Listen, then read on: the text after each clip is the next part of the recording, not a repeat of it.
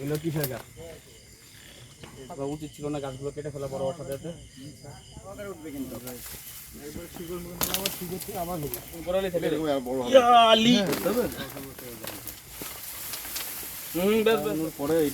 এই গাছটাকে আবার শুকাবে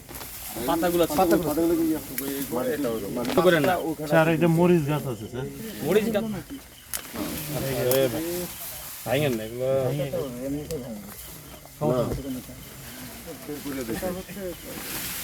নিয়ে যান।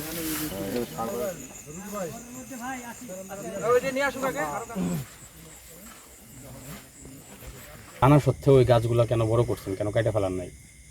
স্যার ডাল আমি কিছু ভাঙিয়েও ফেলা দিচ্ছি। এরকম মানে বড় হয় এটা তো শখ না, গাছের গাছ লাগানো তো কোনো শখ হইতে পারে না।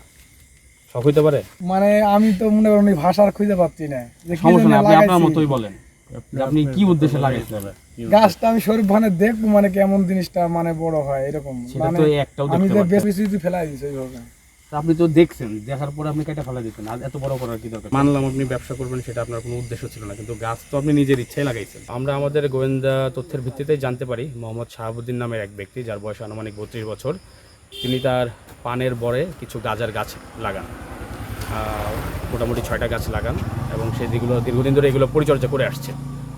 তো এই সংবাদটি আমাদের কানে আসার পর আমরা সেটা প্রাথমিকভাবে যাচাই বাছাই করি এবং আমাদের গোয়েন্দা সংস্থার মাধ্যমে যখন আমরা সম্পূর্ণভাবে নিশ্চিত হই যে আসলে সে গাজার গাছ লাগিয়েছে এবং সেগুলো পরিচর্যা করছে, তারই পরিপ্রেক্ষিতে আজকে আমাদের এই অভিযান। এবং আমরা অভিযান পরিচালনা করতে এসে তার পানের বরের থেকে আমরা 6টি গাজার গাছ পাই এবং সেগুলো আমরা ইতিমধ্যে আপনারা দেখতে পাচ্ছেন যে উদ্ধার করি এবং পরবর্তী আইনানুগ ব্যবস্থা আমরা যেই রুলস আছে সেই রুলস অনুযায়ী নিব ইনশাআল্লাহ। আমাদের আভিযানিক কার্যক্রম চলমান রয়েছে, শুধু পুঠিয়া না, পুঠিয়া বলেন, আপনি চারঘাট বলেন, ওদিকে গোদাগাড়ি, বাঘা, রাজশাহীর এই অঞ্চলগুলোতে আসলে এই মাদকদ্রব্য অত্যাধিক বেশি।